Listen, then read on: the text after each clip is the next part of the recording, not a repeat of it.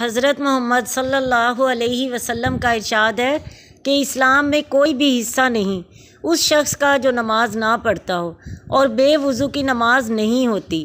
دوسری حدیث میں ہے کہ دین بغیر نماز کے نہیں ہے۔ نماز دین کے لیے ایسی ہے جیسے آدمی کے بدن کے لیے سر ہوتا ہے۔ جو لوگ نماز نہ پڑھ کر اپنے کو مسلمان کہتے ہیں یا حمیت اسلامی کے لمبے چوڑے دعوے کرتے ہیں، وہ حضور صلی اللہ علیہ وسلم کے ان ارشادات پر ذرا غور کر لیں، اور جن اسلاف کی کامیابیوں تک پہنچنے کے خواب دیکھتے ہیں ان کے حالات کی بھی تحقیق کریں کہ وہ دین کو کس مضبوطی سے پکڑے ہوئے تھے، پھر دنیا ان کے قدم کیوں نہ چومتی۔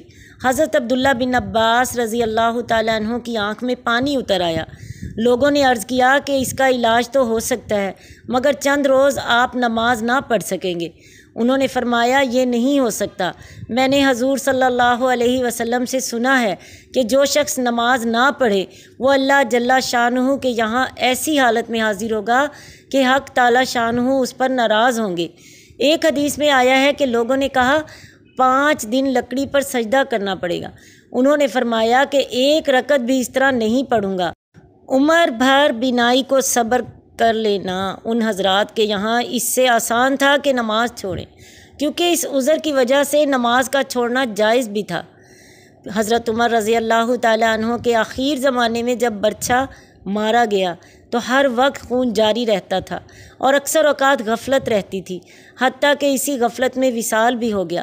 مگر بیماری کے ان دنوں میں جب نماز کا وقت ہوتا تو ان کو ہوشیار کیا جاتا اور نماز کی درخواست کی جاتی۔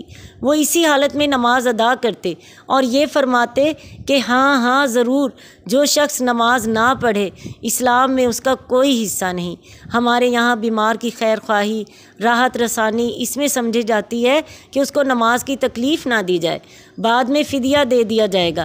ان حضرات کے یہاں خیر خواہی یہ تھی جو عبادت بھی چلتے چلاتے کر سکے، دریغ نہ کیا جائے۔